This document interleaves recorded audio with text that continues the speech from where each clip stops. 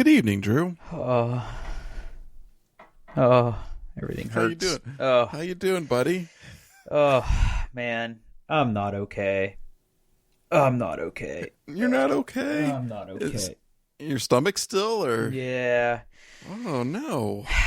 yeah. They don't really know what's wrong. Hmm. Yeah. Let's start there. So, Okay. I think last podcast I talked about how I went to the ER, right? My horrible It pooping was. episode. Mm-hmm. Well, the pooping is the poopening is still happening. It's been pretty Okay, bad, the poopening? man. Okay. Yeah, it's been pretty That's bad. not good. And I had a follow up with my doctor today. Actually, was the first time I was able to get an appointment, and I'll be honest, it was a little alarming. So what had happened was when I was in the hospital. Just quick recap if you didn't listen to last week's episode. I went to the ER. They had a bunch of tests, and like the ER doctor didn't really find anything wrong with me. Nothing really showed up on the CT scan. They gave me some laxatives and some stool softeners and some muscle relaxants to help with the spasms that I'm having in my stomach. And they said, follow up with your doctor. And I'm sure you've worked with Ohio Health before. They have this whole online My Chart thing where the doctor can send you notes and you can look at test results and everything. And, at the Yeah. time in the ER, they were like, you're fine. There's really nothing showing up in your test. Just follow up with your doctor to see what they want to do next. And yeah, so I had that follow up today, and it was a teleconference, which, look, that's yeah, I hated it. I just wish I could go sit and talk to someone, but whatever. This is the world we live in, and it's fine. And was talking to my doctor, and she's like, well, I was looking at your tests, and on one of the blood tests, they made a note that you had a really abnormal result. And I was like, really? I was like, well, that's not what the ER doctor told me. And they go, well, they might not have had this particular test done when you were in the ER, but I can see it here. And I forget what she called it. I wrote it down, but it's upstairs and I don't want to go get it. But essentially what it is there was like this really elevated white blood cell count in one of my tests. And she said that it looks like it is like an autoimmune type of response. And I went, uh-oh, that doesn't sound good. And she goes, here's the thing. Based on your CT scan and everything, it's obviously not a cancerous thing. She goes, it can be one of two things. It can be a parasite in your stomach, which, dope. I've always wanted a friend. Gross. Yeah, gross. Yeah. Whether that be bacterial or something is taking up residence in my gut, which, I've seen the movie Aliens. I know how that ends. Poorly. Yeah, poorly for the host. So it could be that. But she goes, more than likely what it is. And she's like, it isn't a big deal. She goes, it could be like an autoimmune type thing like colitis or Crohn's. And she said, have you ever had episodes like this before? And I said, well, there's been periods in my life where, I've had prolonged, let's just call it what it is, shit fests for extended periods of time, but never anything accompanied by stomach pain before. And she said, here's what we're going to do. She goes, tomorrow I want you to go to the lab here at the hospital. I'm going to put in an order for another blood test. I want to get it tested again because actually today it wasn't too bad. My stomach, it hurts right now, but it hadn't hurt all day. So I really had a better day today. So I was actually starting to feel better about myself until this telephone call with the doctor. So she says, I'm gonna order another blood test. We're gonna look for these particular markers again. We're also gonna look for a few other markers that they didn't necessarily test for when you were in the ER. And she says, we'll give it a few more days as a wait see. She goes, but if you continue pooping and you see any blood in your stool, she's like, don't even hesitate, go to the ER, and they're going to give you a colonoscopy on the spot. She goes, because and she goes, by the way, when we do this other test, if there's, these markers come back, whatever, she goes, I'm going to have to order a colonoscopy to see what's going on in your gut. And I was like, great. So that's where we're at with it.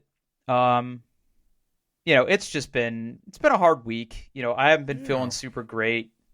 It's been hard to work out, when I can work out, it's just something that's always kind of on my mind. That wasn't a super reassuring phone call today, but I'd rather know than not know, I guess. So we'll sort of see what happens. Yeah. I mean, best case scenario, they run all those tests, everything comes back fine, and next week you're feeling better. So, Yeah, so. And it's really weird because I feel like the mornings are the toughest, but like today, I woke up feeling okay. Like I didn't really have any stomach pain. I had a migraine late yesterday on top of everything. So that kind of laid me out, and I didn't get it. I pretty much just took it easy today. I didn't go to the gym or anything. I just worked, and I'm taking tomorrow off. It's kind of like a mental health day just to kind of relax a little bit because everything's been super stressful. So I'm hoping between that and taking a day off tomorrow, I'll feel a little bit better. But yeah, I'm really no closer to figuring out what's going on with me, and that sucks.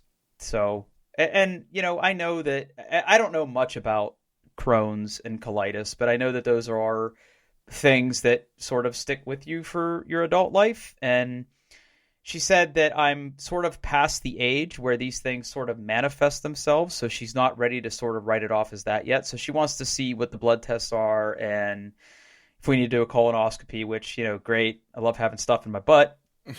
But I think they knock you out for that, don't they? I don't know. I've never had one. Yeah, so yeah, title. Yeah. So we're gonna see how that goes, because I think all men are supposed to get scoped, when they're 50, right? I thought it was 40, but no, it's 50. So yeah, they made it like 45 or 50 or something. Yeah, I got one of those in my future. I'm sure, but and I'm pretty sure they knock you out for it. Now I don't know. I don't know. So it's funny though, because my mom had some lower GI problems in her late 50s, early 60s. And I remember she had a few colonoscopies. So I don't know if this is something that I just sort of inherited with the genetic lottery or what's going on. So we're gonna figure it out. And Crohn's and colitis, those are, like I said, kind of lifelong maintenance things where there'll be medicine. And, she's like, yeah, they give you a medicine to sort of keep you even keel. And then if you have flare-ups, they give you a steroid to kind of get you back under control. So we'll see what happens. But yeah, that's really the only update I have. I'm still in not as much pain as I was. Still pooping a lot. Yeah, that's pretty much the only update I have for you, man. I wish I could I'm trying to make jokes about it, but it sucks. It really sucks. It sucks. Yeah, it sucks. It sucks real bad. According to the internet, you are given pain medication and a mild sedative to keep you comfortable and help you relax during the exam. Man, where were those in college? I thought they put you in like Twilight for it, like not full knockout, right? Not general anesthesia, but like Twilight. Yeah, like just you don't care what's going on. Please, doctor, have your way with me. Yeah. Well, I told you the story about the time I lied to get dick pills, right? I don't think so. No. Okay, well, I guess I can't tell not that story now. Here we go. Yeah, all right, buckle up. So my wife and I had been dating for a little while, and as two young people in love do, we were how do you say, sexually active, and as one does. Yeah, as one does, and I like to push the boundaries a little bit, and I decided that it'd be pretty funny, if I went and got some Viagra to see what that would do for us. And I at the time I had a doctor that I don't see anymore, coincidentally. You can never see again. I can never see him again. And I decided that I was going to try to be smarter than the doctor. You're never smarter than a doctor. I'm just going to put that out there right now. So the gist of the story was this: I went in to see the doctor, and my plan was I was going to tell him that I was having trouble performing. Now, I was like 26 years old, red-blooded American male. I had absolutely no problems performing. Okay, I want to put that out there on the record. Drew can get hard. Okay, just there. I said it. But my plan was I was going to lie and say that I was having trouble. And I sort of like rehearsed my lines. I had everything sort of planned out. My plan was I was going to go in there because I had a physical scheduled, and at the end of it, I was going to say, look, there is one thing, Doc. I was like, look, I'm dating somebody new. We're really in love. It's pretty serious. We're probably going to end up getting engaged or married. And he was like, oh, congratulations. And I'm like, thank you. And I said to him, but there's been a few times where we've been together where I have had trouble maintaining an erection. And I go, and it scares me because, I love her and we might want kids one day. And I want to be able to, boy, wow, this is all coming back to me in a flash and it's not good. And I said, I just want to make sure that there's not any problems. And he goes, well, listen, I've given you a physical. There doesn't seem to be anything, physically wrong with you. He goes, it sounds like based on what you're telling me, it could be just a mental thing. He goes, I could give you all the same answers. He's like, think about other stuff.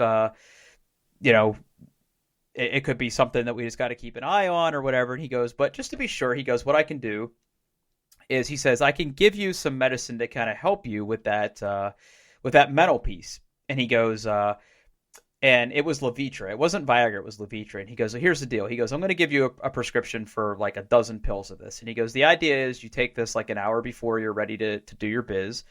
And you're going to be ready to go. He goes, I forget the exact words he used, but it was not entirely professional is what I remember. Okay. It was like something. You'll be ready to go to Pound Town. Yeah, it was like, get ready to take her to Pound Town. Like that's not something I think a doctor would necessarily say. But no, that's not professional at all. But he goes, I'll write you a script for that. But he goes, listen, just to be sure. He goes, let me just fill your prostate real quick, just to make sure there's not anything going on in there. Because he goes, a lot of times those things are interlinked. And I'm like, excuse me? And to this day, I think this was his way of sort of teaching me a lesson because he's like, I need you to just bend over and put your elbows on the counter real quick. And then he got out the lube. And when I say he got out the lube, he didn't get out like a little container of KY. No, this is like this is like a giant tube of, it looked like aircraft glue. Like it was like a huge it was like a huge metal tube, right? That he squeezed and like he put on his glove and he squeezed all this in his hand and he like got it over his glove. And there's nothing like a doctor telling you to relax and sit still when he's trying to shove fingers up your butt. And I remember I walked out of there with my prescription for Levitra and like just a butt full of lube. And I got to my car and I sat down. Shame. Yeah, and a whole lot of shame.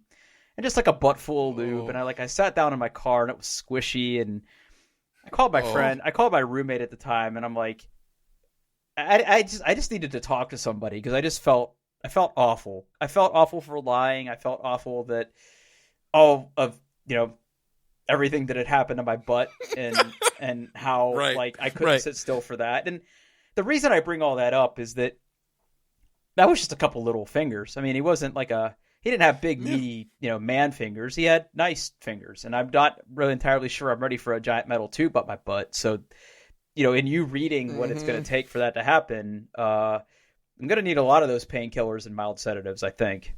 Yeah. It's not something I'm looking forward to either as I get older, but everybody needs to get one, Paul. I know. All right. Well, anyway, that's how I'm feeling. So my goal tomorrow is just kind of take it easy. I'm going to sleep in and try not to think about Java and Scala and other things that make me hate computers.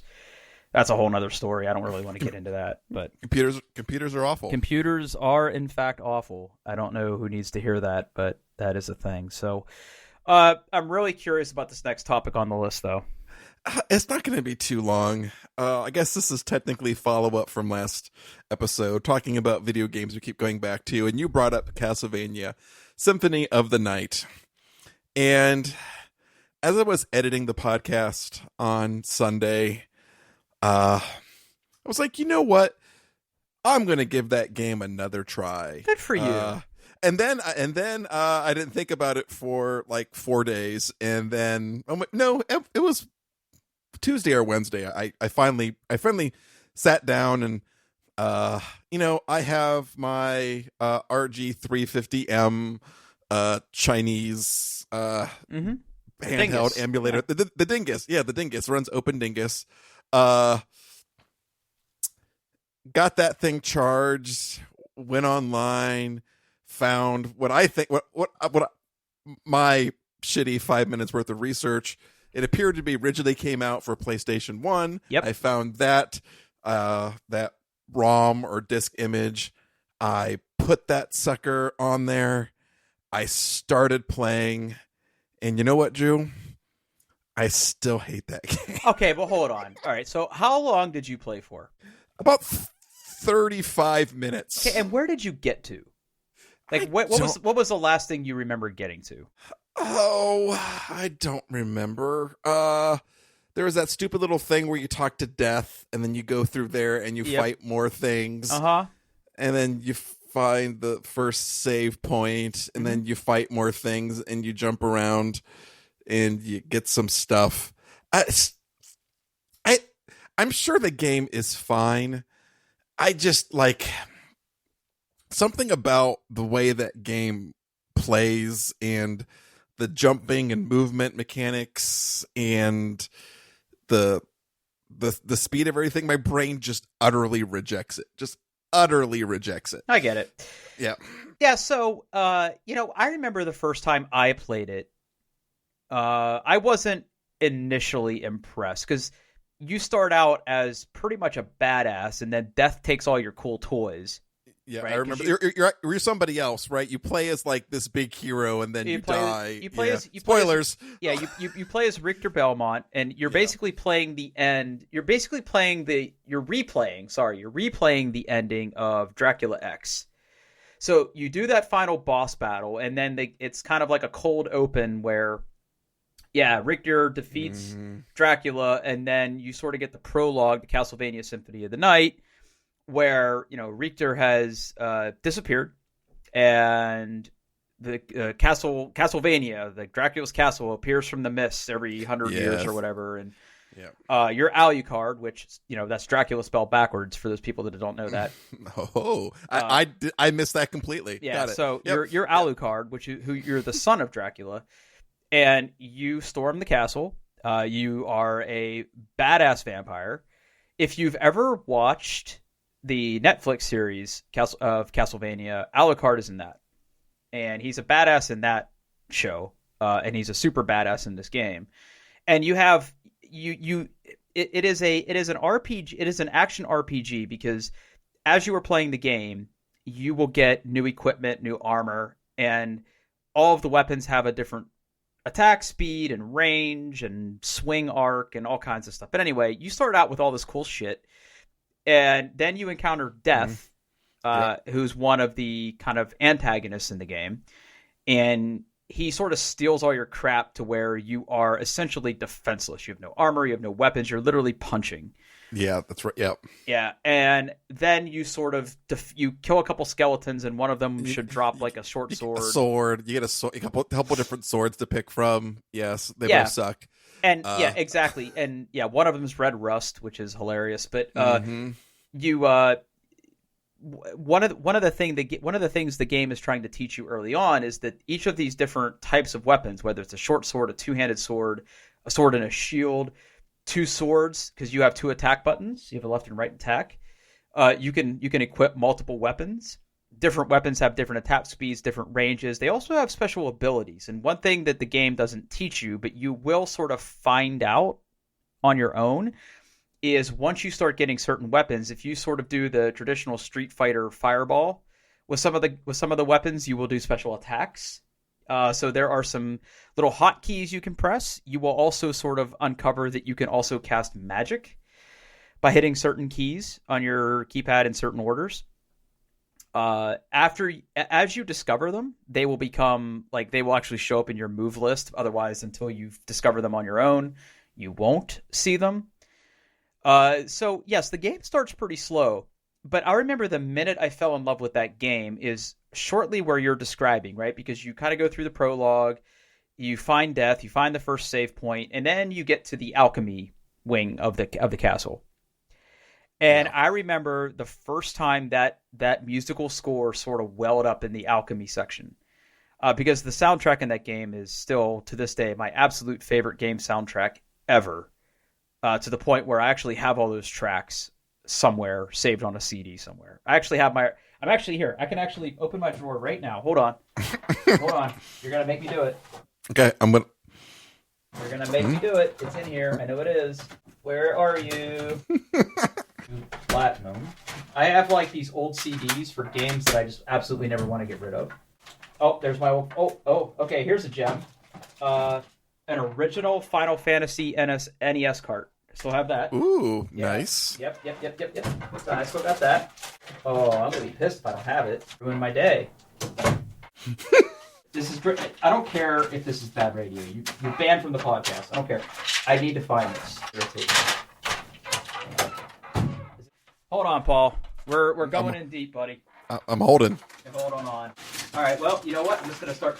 So, okay. Let me just paint a picture for you. Here, I'll tell you what. I'm gonna take a picture of this. You can make this. You can make this the show art. Hold on. Okay. I'm gonna take a picture. I'm gonna send this to you. Just let you see what's in this bottom drawer. You're going to vomit. You're going to literally vomit. Paul, this is literally a drawer full of computer fans. Oh no. Hold on. Just.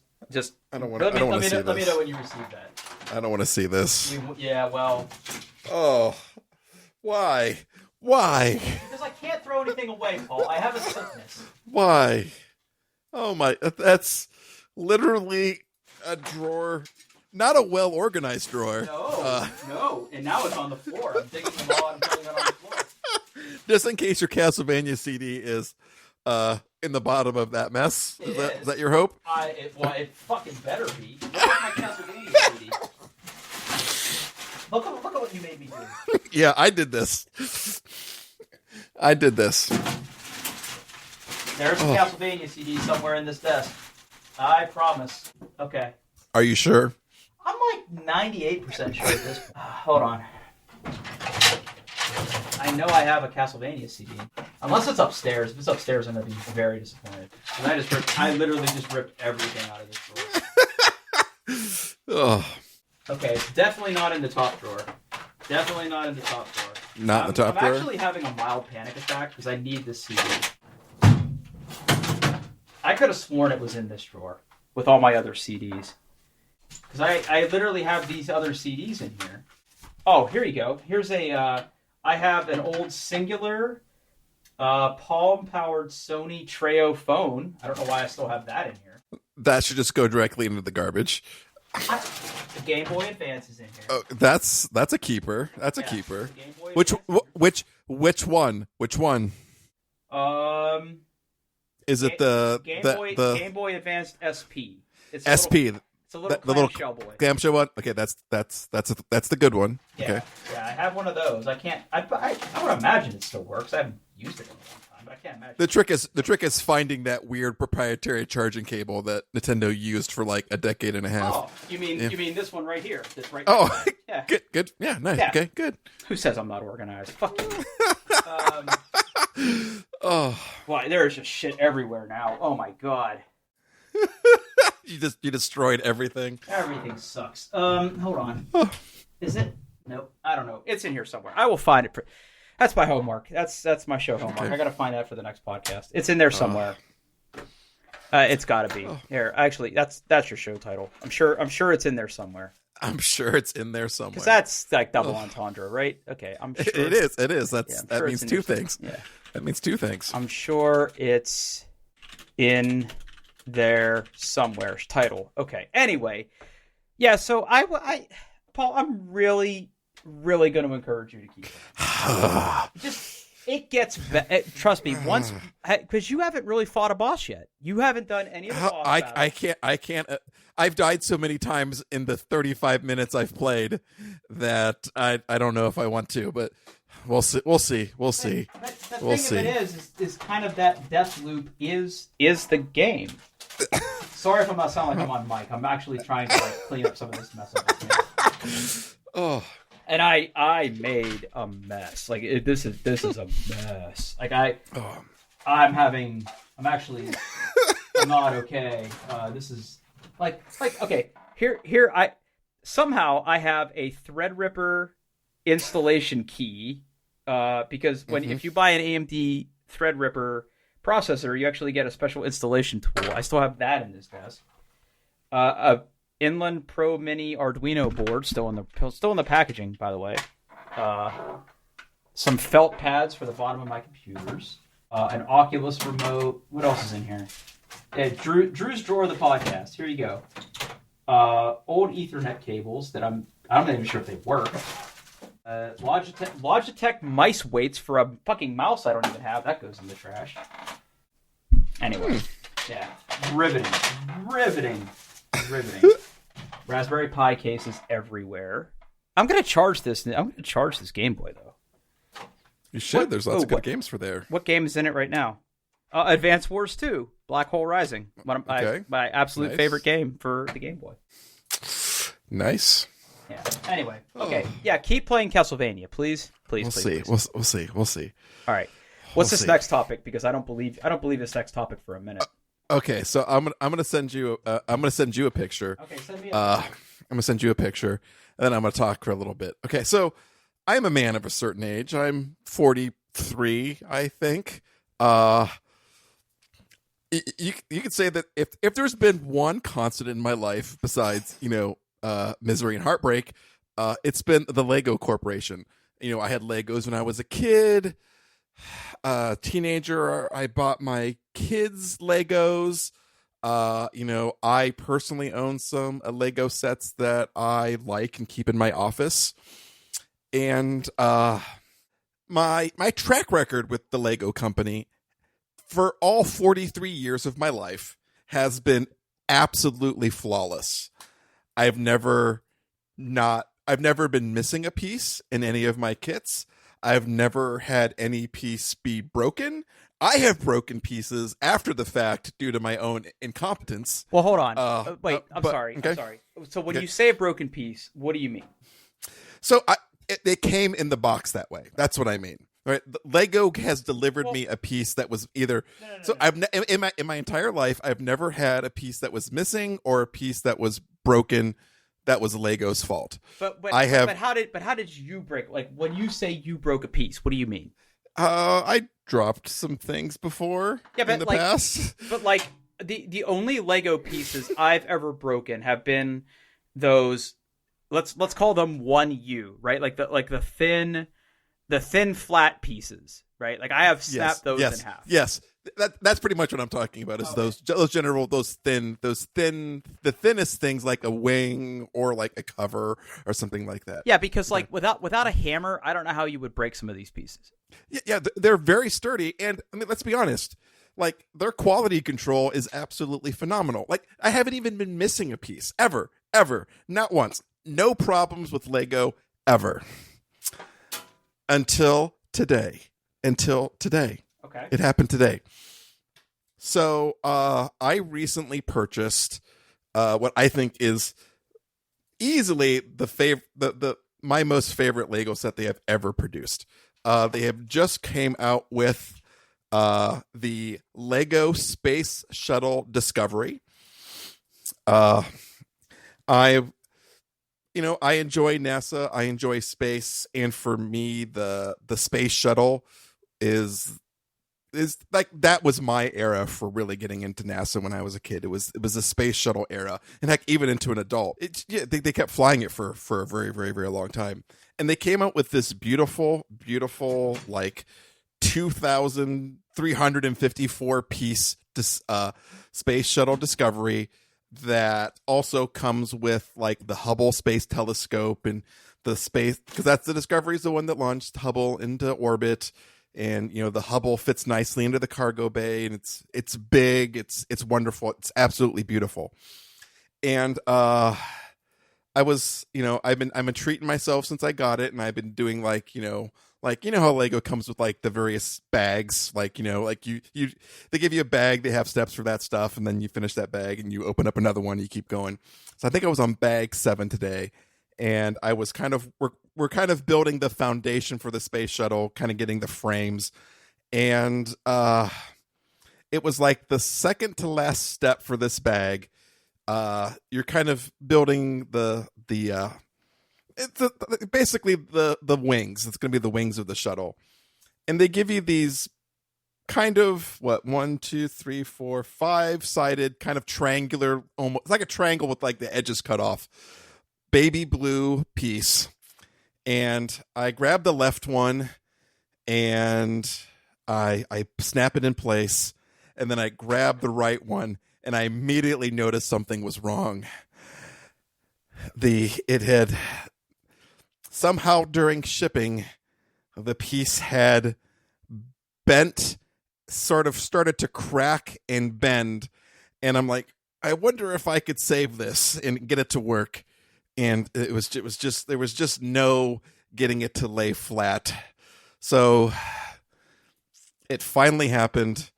I was shipped a broken Lego piece, and I had to politely ask the Lego Corporation, "Can I have another one of these, please?" So, okay. So I'm assuming that there was a process. You probably went online and did this, or was there a phone number you had to call? No. If you go to lego.com and go to support, one of the options is, I have a broken piece. You basically put in the code for the Lego set that you're doing, and then you can either search by color, description. I happen to know that in the back of all of the Lego manuals, they have a kind of a dictionary of all the pieces and the special code for that piece. So I found the code, I put it in there. They give you a nice little picture of it, like, hey, is this the piece? And you go, yep, I want one of those. And then they ask you, hey, can you just let it, like, here's a text box. Can you just tell us what happened so we can pass it on to quality control? And I'm sure there's some sort of process that if you went on there and were like asking for like every piece in the set, right, they eventually would say no. But they said, hey, we'll look over this stuff. If we need anything else from you, we'll email you in 1 to 2 days. Otherwise, you can expect to get your piece in about a week. Okay. So you just have to sort of hang out for a little bit until it gets here. I have to hang out and wait to build my space shuttle. But it had never happened before, like ever, like not once. 43 years.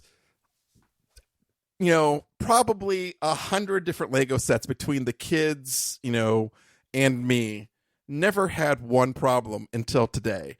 And that's what struck me as so unusual. Wasn't the fact that, it came broken, but like, this is the first time I've ever had to deal with, like, as far as I was concerned, the Lego website doesn't need a support page because they're perfect. So that's it. It kind of struck me as odd. It's like, I had to Lego sent me and I'm sure it came off the factory fine. I'm sure it got damaged in shipping or something like that, because the box is just chock full of Lego bits. But well, it's funny because I feel like the last half dozen or so Lego sets that I built have had like extra pieces that you end up with.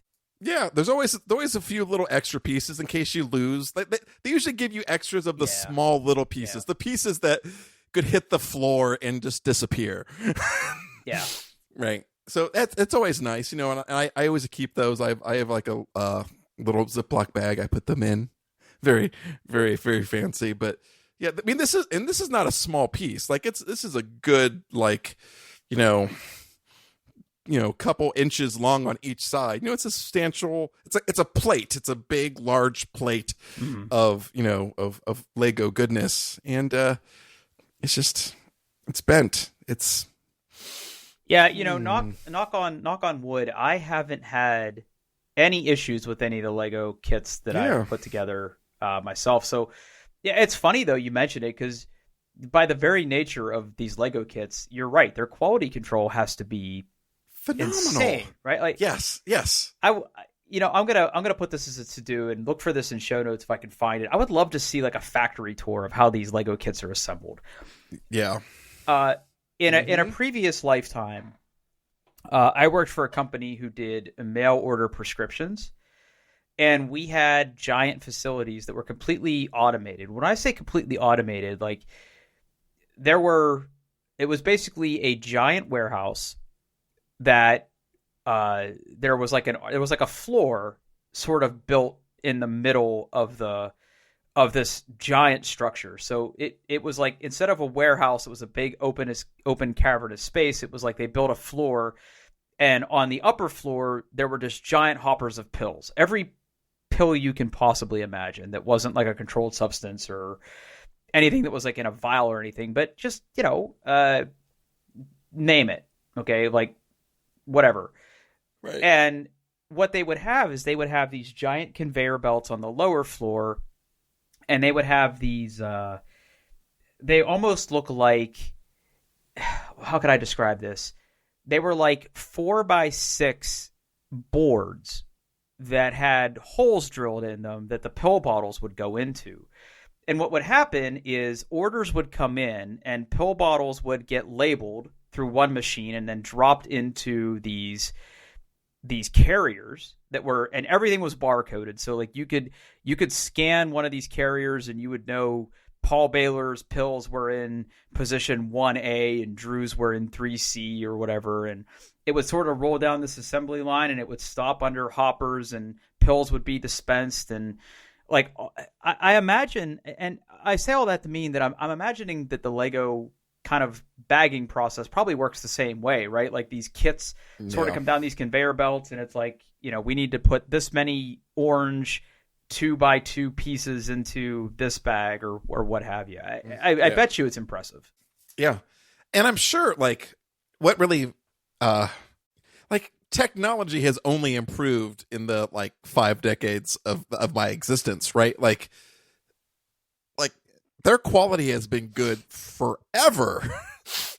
Like forever. And I'm sure now they have machines that can do machine learning and look at stuff and make sure like, oh yeah, I can look at a pile of Legos and count the pieces and make sure everything is fine. Or maybe not. Maybe it's just very sophisticated mechanical machines where, they do all the injection mold, on the injection plastic, and they fill them in the machines, and these machines that lovingly hand count everything and put them in there. Maybe it's all mechanical. Who knows? But the quality is just absolutely phenomenal. And that's what really surprised me is the fact that like, wow, all of these years, I'm now, me building my, Lego Space Shuttle Discovery is the day that I get my first broken Lego piece. That's not my fault. I didn't break this. Right. Well, good on them that they're going to take good care of you, right? Yeah. And I'll give a follow-up and let you know how everything works and how the support process goes. But yeah, I'm looking. I expect that in a week, like they said, I'm going to have a little envelope with a Lego in it. Yeah. Yeah, I'm looking. I'm trying to find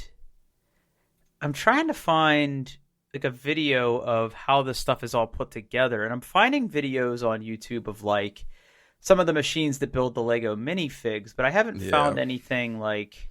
Yeah, I want to know how they fill the boxes. Right. I don't. Man, my search, my computer search like language is not failing me because everything I'm searching for, I can't find anything. Lego Kit Factory, minifig. Okay, they talk about how they make the bricks. Yeah. Oh, wait a minute. Here we go. Oh, okay, here we go. I think I found it.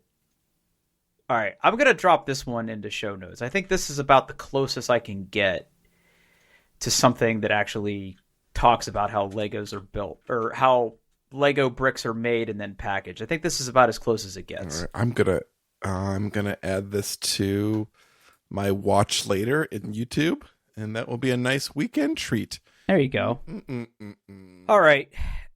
Next topic then. Man, I suck. So okay. I've never been a big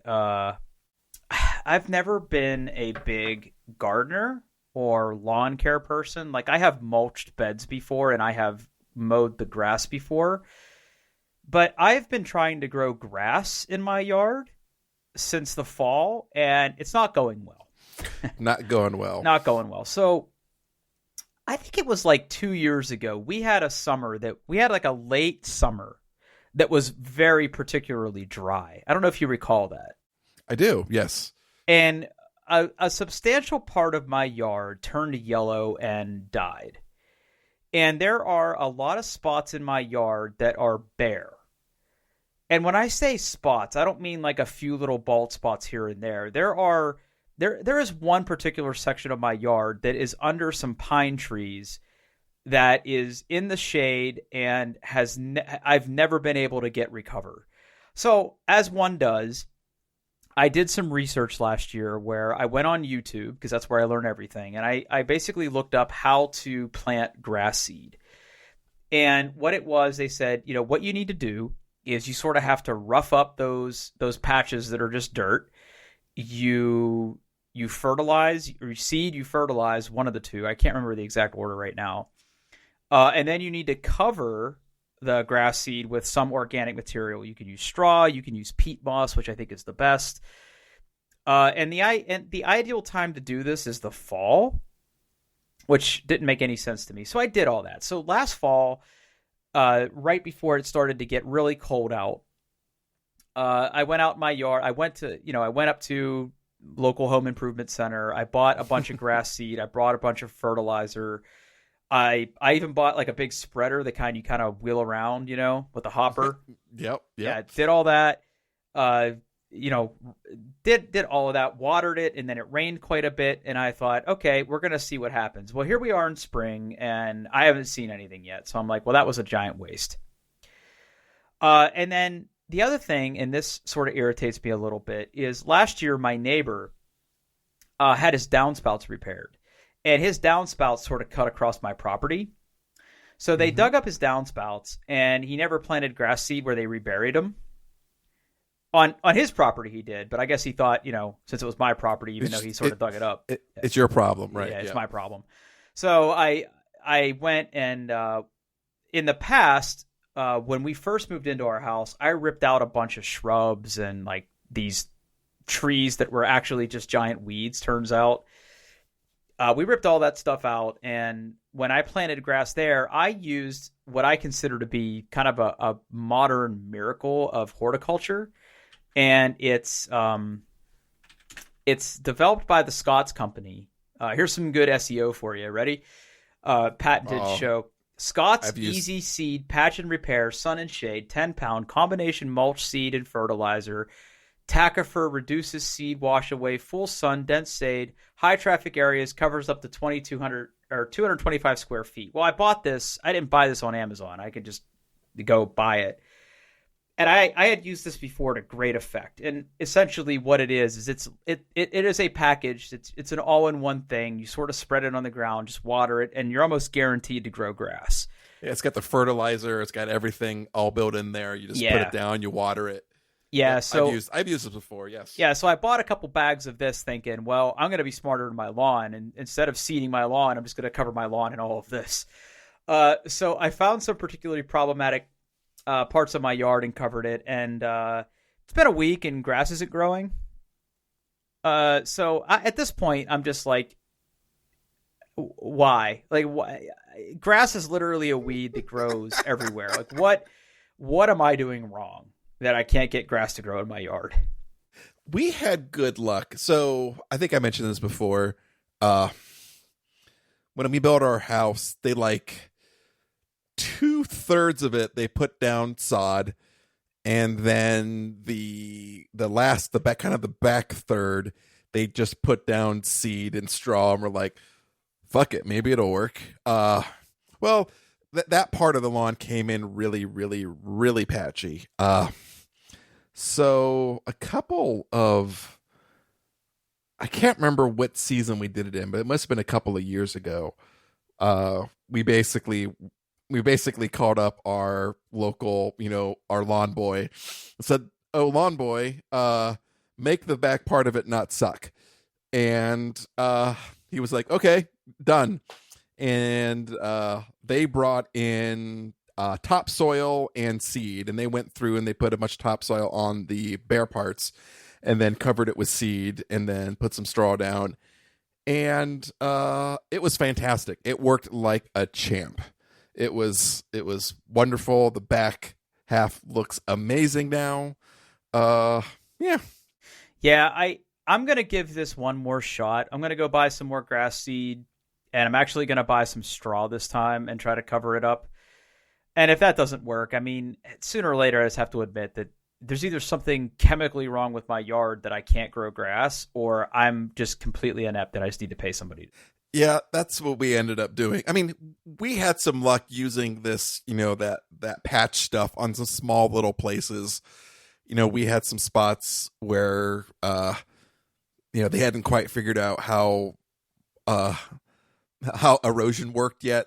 Yeah. When they designed our yard, we had to do some patching there. But when we had the back half, when it was just off, it was really, really patchy. The topsoil and overseeding it just really did the trick. But yeah, we gave up. Like, this is too big of a problem for me.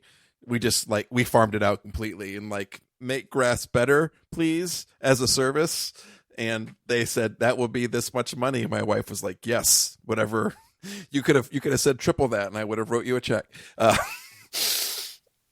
So yeah. And again, this is all in service of, we want to buy a new house. We're just trying to get some of these little things sort of polished off and make it look good. And part of the problem is just the way my house faces it. My lawn does not get a lot of sun now, right? Like, the leaves haven't fully gotten back on the trees yet here.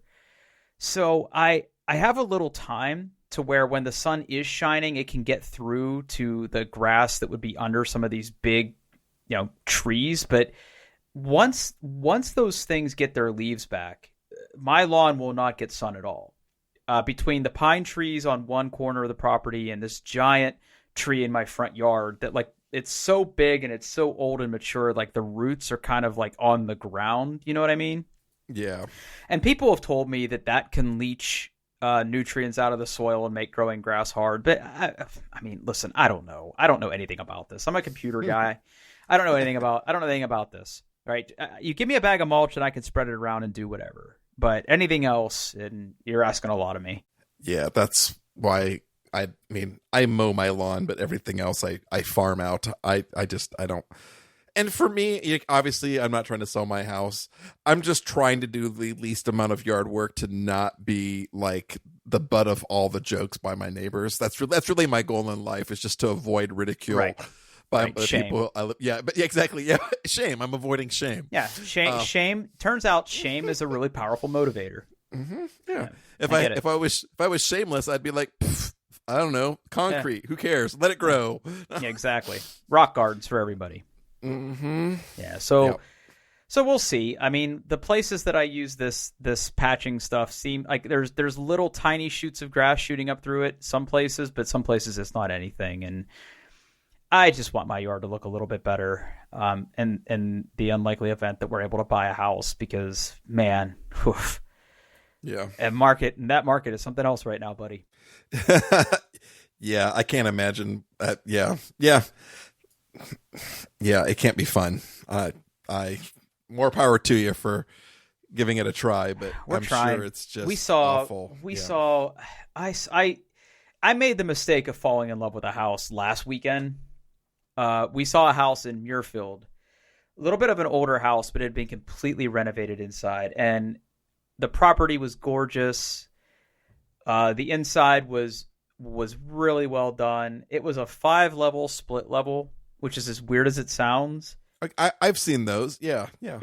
It's like you walk in, you have to walk up a couple steps, and then you have to walk down a couple steps to get to the den, and then you walk upstairs or you walk downstairs, and then you can walk down a little bit more downstairs to get to the basement. It was a very unique house, and I fell in love with it. And not selling my house and trying to buy a house is really hard. And I offered money over asking, but I did as much as I could, and it wasn't enough. And I was actually a little bit crushed. I would have loved to have bought that house. It was gorgeous. Yeah, well, that's too bad. Yeah. You'll find your house, I'm sure. Yeah, I'm hoping, buddy. You will. You'll get there. Don't worry. You'll get there. I just hope I just want the market to calm down just a little bit, to give us a chance. Yeah. Well, good luck with that. Yeah, that's not going to happen anytime. No, probably not. Yes. All right. Oh. What do you say we wrap this one up? I agree. I say we wrap this up. As always, this is, I'm sure they're doing their best podcast about whining. You can find us on the internet at doingtheirbest.com or on Twitter at doingbestpod. You can find me on Twitter at Paul Baylor. And where can we find you, Drew? Yeah, I'm on Twitter at Pitfurg, Pittfurg. Excellent. Thanks for listening, everybody. See ya.